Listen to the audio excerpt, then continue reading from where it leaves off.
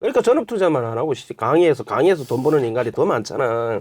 근데 그것도 할 일이 진짜 많은데 상승 일로에 있다던가 앞으로 바닥을 다져서 상승할 수밖에 없는 조건을 갖춘 동네에는 갭 투자가 유효합니다. 그런데 많이 올랐다던가 오를지 떨어질지 애매모호하다던가 뭐 이런 시장이 또는 그러한 시장을 지역별로 이렇게 보질 못하고 그냥 맹목적으로 그냥 단순하게 갭이 붙어 있다라는 것만 가지고 접근을 한다면 진짜 큰일 날 수 있다. 이득은 되지만 예를 들어서 이런 거죠. 1,000만 원짜리 해가지고 10채 사서 걔가 100% 오르면 1,000만 원 버는 거니까 비용 빼고요. 1,000만 원 버는 거니까 그러면 똑같이 1억을 버는 건데 근데 1억을 투자해서 집을 한 채 샀을 때 그 1억 집은 2, 3억이 오르더라.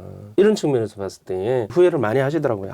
내가 단순하게 지금 갭 작은 것만 해서 구축들 특히나 이제 갭이 벌어진 상황 시장에서는 갭 작은 걸 살려면 싼 게 비지떡이라는 게 그대로 적용이 돼요. 아무도 더 거들떠보지 않는 시장은 좋은 것들이 갭이 작은 경우가 있지만 지금은 그런 시장은 사실은 아니고 전 국민이 어느 정도 갭 투자가 도대체 뭔지 한 번쯤은 다 들어봤다 그러면 누구나 관심을 가지는 시장이고 이런 상황이었을 때는 그렇게 또 갭만 쳐다보고 갭만 작은 것을 이렇게 간다라는 것은 자충수가 될 수 있는 부분이 분명히 있다. 이런 고민들을 하실 수 있을 것 같아요. 500, 1,000만 원이 있을 때 네. 갭 투자를 축축축 해서 좀 자산을 불리는 쪽으로 전략을 취할 거냐 네. 아니면 조금 더 기다렸다가 좀 시간이 걸리고 수익률은 조금 더 나올 수 있는 재개발 투자나 이런 것들을 해볼까 고민하시는 분들이 계실 것 같아요.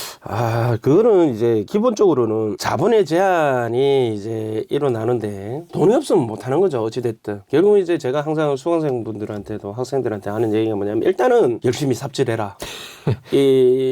무슨 얘기냐. 본업에 충실해라. 본업에 충실해서 일단 자본을 시드머니를 만들어라. 그러면 시드머니 만들고 시드머니 해가지고 계속 그냥 그럼 투자를 할 거냐. 그것도 아니다. 저는 부동산 투자는 40대의 학문이다라고 원래 생각을 했는데 요즘은 좀 많이 달라졌어요. 무슨 얘기냐면 돈을 어느 정도 벌었는데 돈을 이제 굴리려니 은행 이자는 너무 작고 그래서 부동산 투자에 한번 기웃기웃 버려보는 그런 패턴으로 시작하는 경우가 많이 있어요. 네. 그리고 은행 수익률보다 은행에서 이자를 또 준다 하더라도 그 수익률보다 더 높아진다라면 어떤 부동산이 됐든 주식이 됐든 원유가 됐든 불이가 됐든 달러가 됐든 어찌됐든 투자를 하려고 사람들이 생각을 하는 것이 통상적인데 요즘은 이제 SNS가 발달해서 그런지 이 젊은 친구들이 나도 작은 돈으로 투자 좀 해봐야 되겠다라는 생각을 많이 하셔서 이렇게 네. 진입을 지금 많이 하고 있는데 네. 그런 측면에서 지금 물어보신 거라고 제가 생각이 맞습니다. 돼요. 자, 그렇다면 이제 젊은 친구들은 이제 모아놓은 돈 한 1억까지 모을 때까지 기다리느냐 그러면 500만 원, 1,000만 원이라도 투자를 해서 계속 그거를 불릴 수 있는 방법을 취하느냐. 그런데 그게 맹점이 있는 게 뭐냐면 500만 원, 1,000만 원 투자해서 무조건 성공한다고 볼 수 있어요? 아니요. 까먹으면 무슨 문제가 생기냐면 돈 500만 원, 1,000만 원 까먹는 게 문제가 아니에요. 뭐가 문제냐면 내 손은 마이너스의 손인가 봐. 이제는 더 이상 나는 부동산 투자 절대 나는 안 돌아볼 거야. 왜냐면 그 친구의 500만 원은 저의 5억이나 같은 가치를 가지고 있었단 말이에요.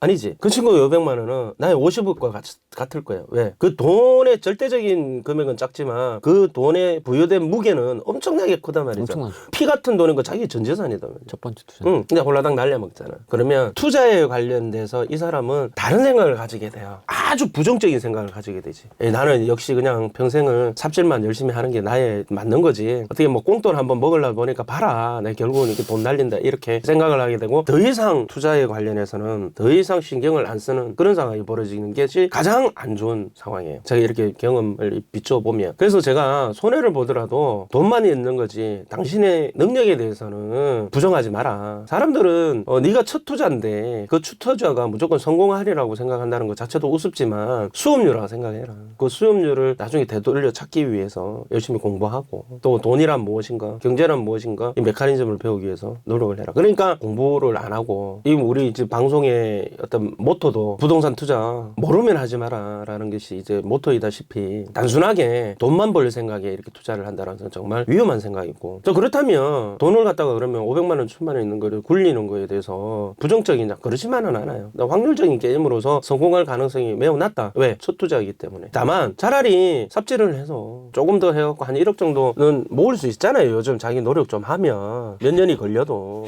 네. 그래서 쉽진 않지만. 쉽지는 않지만 사실은 제가 하고 싶은 얘기의 맥락은 뭐냐면 단순하게 지금 500만 원이냐 1000만 원이냐 1억이냐 이 문제 가지고 이야기를 한다라면 우리가 진짜 잘못된 왜곡된 방송을 보낼 수 있어요. 기본적으로 저는 무슨 얘기냐면 본업에 충실해라. 본업에 충실을 해서 자기의 전문 분야를 닦고 자기의 전문 분야에서 전문가가 되면 돈은 뒤따라오더라. 돈이 뒤따라왔을 때에 돈이 많이 축적이 되면 많다라는 의미는 잘 모르겠지만 각자의 다 틀리니까 그 축적된 자본으로 그때는 사업에 투자할 수도 있지만 사업이 자기가 어찌됐든 안 하고 그냥 자기의 개인적인 탤런트로 어찌됐든 돈을 벌 수 있다라면 이 모아놓은 자산을 굴려야 되잖아요. 네. 그 굴릴 때에 부동산은 하나의 굴릴 수 있는 어떤 방법 중에 하나일 뿐이지 부동산 투자에 전적으로 매달려서 부동산 투자가 오로지 돈을 벌 수 있는 유일의 기회다, 유일신이다라고 생각하면 정말 큰일 난다. 죽는다. 전업투자자 말이 좋아서 전업투자자 다 힘들어.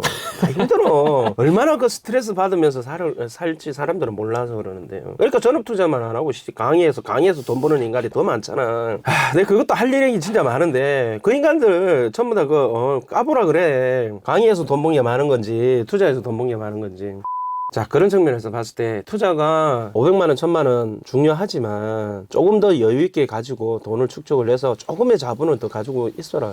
적어도 시장을 완벽하게 파악할 수 있는, 제가 아까 전에 이야기했잖아요. 500만 원, 1000만 원 가지고 뻥튀기가 2, 3천만 원, 3, 4천만 원, 5천만 원 뻥튀기 할 수 있다. 할 수 있는데 그렇게 하기 위해서는 기본적으로 뭐냐면 시장을 보는 눈을 키워야 되고 앞으로 더 이상 이 시장은 떨어지지 않을 것이다 라는 어떤 그런 아주 믿음이 있어야지만 그런 시장이 들어가는 것이지. 거기서도 그 지역에서도 그런 시장의 그런 지역에서도 같은 값이면 더 오를 수 있는 누구나 살고 싶어하는 그 동네에 좋은 위치에 있는 물건들을 고를 수 있는 그런 눈높이 어떤 시각이 필요한데 초보 투자자들은 그게 사실은 힘들다. 그러다 보니 이제 전문가들 또 강사들한테 이제 의뢰를 해서 따라다니면서 그 이야기를 하고 있는데 뭐 단순하게 그게 좋다 나쁘다를 떠나서 그거는 분명히 필요한 부분이고 자신만의 인사이트가 생길 때까지는 투자를 하는 것보다는 공부에 좀 집중을 해서 좀 하고.